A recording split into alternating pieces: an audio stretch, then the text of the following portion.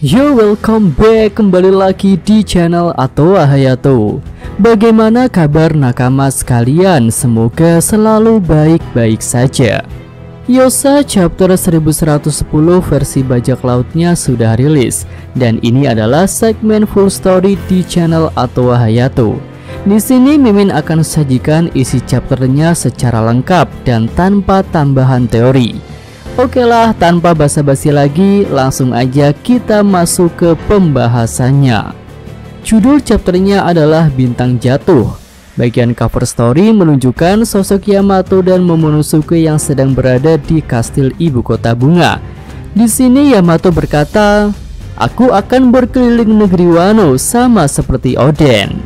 Oke, lanjut kita masuk ke bagian ceritanya. Bagian awal menunjukkan kilatan petir hitam yang sangat kuat turun dari langit dan menghujani pulau Egghead. Aura haki yang sangat kuat itu mengejutkan pasukan angkatan laut yang ada di pantai. Wakil Admiral Bluegrass yang sedang menaiki monster laut pun tampak sangat terkejut. Lalu para Kroco Marine juga tidak kalah terkejutnya. Mereka pun berkata, "Itu sama seperti ketika Saint Saturn mendarat, kan?" Ya, sementara itu Bonnie, Atlas, dan para raksasa juga menyadari kilatan petir hitam yang sangat kuat itu. Bonnie berkata, "Hei, apa yang lain akan baik-baik saja." Ya, selanjutnya kita berpindah ke lokasi pertempuran di pantai Egghead. Di sini terlihat para pasifista bersama dengan bajak laut raksasa sedang membombardir kapal-kapal angkatan laut. Salah seorang raksasa terlihat menggunakan senjata berupa panah yang sangat ampuh dan efektif untuk menghancurkan kapal marin. Selanjutnya kita melihat pimpinan para raksasa Dory dan Brogy sedang berjalan menuju lokasi Luffy. Di sini mereka tidak berdua saja, tetapi ditemani oleh beberapa raksasa lain.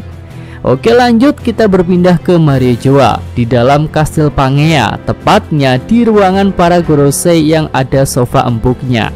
Ya, di sini Dinden Musik Video masih menayangkan siaran Dr. Vegapunk. Dalam siaran itu, Vegapunk terlihat sedang meminum kopi yang bernama kopi Vega. Dan waktu yang tersisa untuk persiapan siaran adalah 7 menit lagi. Para Vegapunk pun mengklaim jika dalam waktu singkat itu tidak ada yang bisa membatalkan siaran langsung mereka ke seluruh dunia. Sementara itu di ruangan para Gorosei digambarkan kosong, yang tersisa hanyalah lingkaran pemanggilan yang terbakar dan juga diselimuti dengan petir hitam. Kemudian scene langsung menuju ke tengah pulau Egghead yang menunjukkan proses kedatangan 4 Gorosei lain. Kedatangan mereka digambarkan dengan perwujudan bayangan sedikit demi sedikit hingga membentuk monster dalam wujud raksasa. Luffy dalam wujud nikahnya menyaksikan proses kedatangan para Gorosei itu dengan seksama. Sementara itu kita melihat Sanji sedang membawa Vegapunk dan dia pun sangat terganggu oleh pancaran haki dan petir hitam yang sangat kuat dari tempat Luffy berada. Sanji pun berkata, "Aku harus segera menemui Nami dan yang lainnya." Nah, akhirnya setelah menyimak dan memperhatikan bayangan-bayangan hitam di hadapannya, Luffy jadi sangat terkejut dan dia berkata, "Ada 5 monster yang muncul." Ya, di sini kita pun akhirnya bisa melihat wujud monster dari kelima Gorosei dan juga nama-namanya. Yang pertama tentu adalah Gorosei Saturn. Nama wujud monster zoanya adalah Gyuki, laba-laba. Kedua ada Gorosei Marcus Mars. Nama wujud monster zoanya adalah Itsumade, burung besar raksasa. Ketiga Gorosei Topman Walkuri. Nama monster zoanya adalah Hoki, babi raksasa. Yang keempat ada Ethan Baron Vinasujuro. Nama wujud monster zoanya adalah Bakotsu, kerangka kuda raksasa. Dan yang kelima adalah Stepher Jupiter. Wujud monsternya adalah Sunworm atau cacing raksasa. Nah, selanjutnya ada halaman ganda yang super epic. Di sini kita bisa melihat wujud full Zoan dari para Gorosei. Mereka pun terlihat memiliki sabuk api yang menunjukkan bahwa mereka semua sudah mencapai level awakening dari Devil Fruits-nya. Kemudian tanpa basa-basi lagi, Gorosei Nasujuro yang masih dalam bentuk kuda tengkorak langsung berlari ke pesisir pulau Egghead. Di sini dia mengincar pasifista yang sedang menembaki kapal-kapal angkatan laut. Secara perlahan kita bisa melihat perubahan wujud Nasujuro dari Voltzuan kuda menjadi mode hybrid. Dan dalam mode hybrid ini wujud Nasujuro jadi seperti Centaurus, di mana bagian tubuh dan kakinya adalah kuda, lalu bagian atas tubuhnya berbentuk manusia. Nasujuro berhasil mendaratkan serangan pedang es yang kuat kepada pasifista. Di sini pedang yang digunakan Nasujuro terlihat berwarna hitam. Lalu pasifista yang terkena serangan es dari Nasujuro langsung terhenti pergerakannya.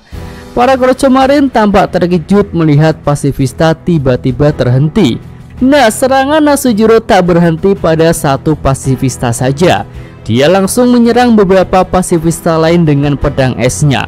Hal itu pun terlihat sangat efektif untuk menghentikan para pasifista tanpa menghancurkannya.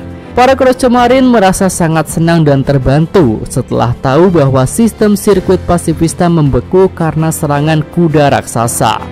Nah, karena hal itulah pergerakan pasifista akan terhenti selama beberapa waktu.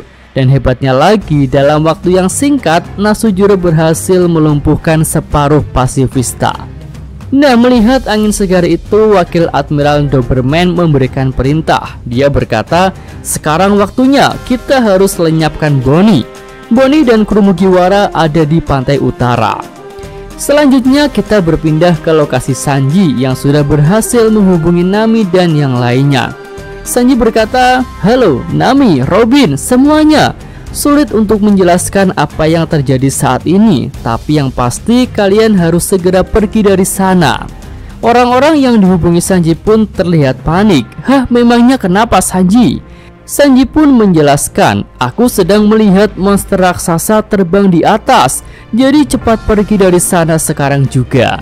Nah, setelah Sanji mengatakan itu, sang monster Gorosei Itsumade melakukan serangan kepada kubah pelindung Frontier Dome. Namun beruntung kubah pelindung itu masih bisa bertahan. Kemudian scene kembali menunjukkan aksi dari Gorosei Nasujuro yang terus melumpuhkan para pasifista dengan tebasan esnya. Oke, lanjut guys, kita kembali ke lokasi pertempuran utama di tengah pulau Egghead. Di sini Gorosei Saturn kembali melakukan serangan dengan kakinya yang bisa memanjang kepada Luffy. Namun Luffy dengan mudah bisa menghindari serangan-serangan itu.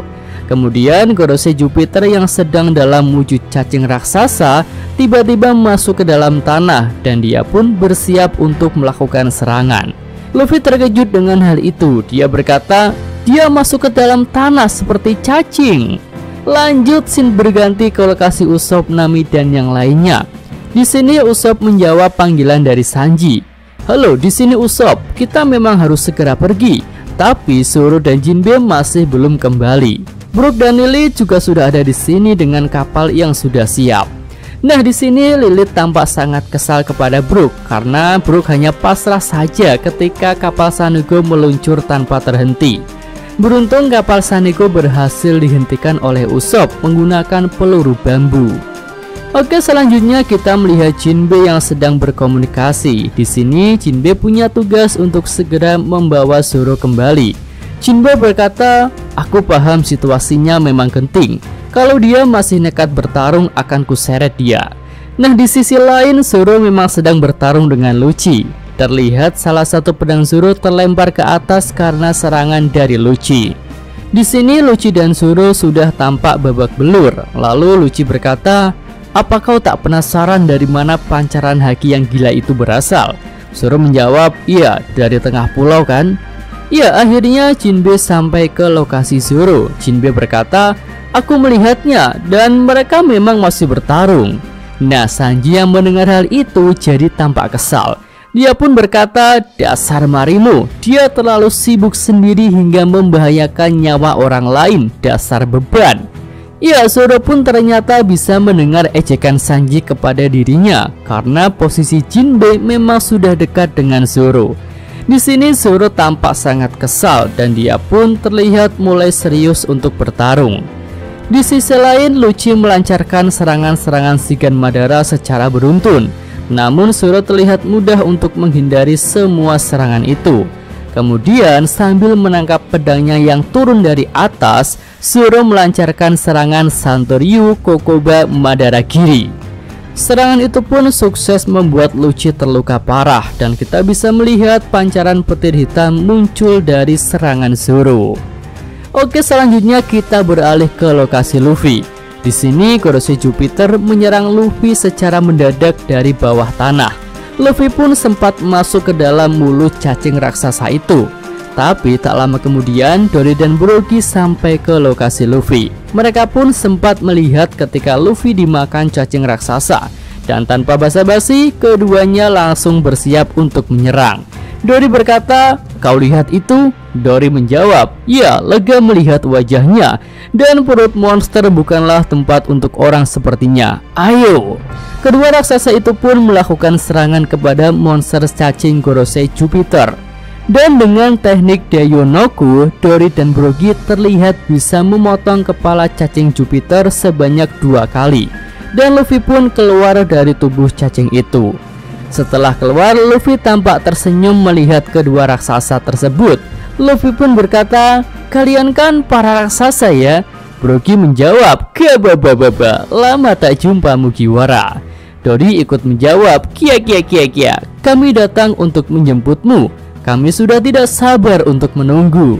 Dan chapter ini pun berakhir sampai di sini. Oke, itu aja segmen full story untuk chapter 1110 ini. Yosa, Mimin, atau Hayato, terima kasih. Oke, cukup sekian video kali ini. Semoga nakama sekalian menyukainya. Terima kasih udah nonton. Jangan lupa like-nya dan subscribe channel Atoa Hayato. Show!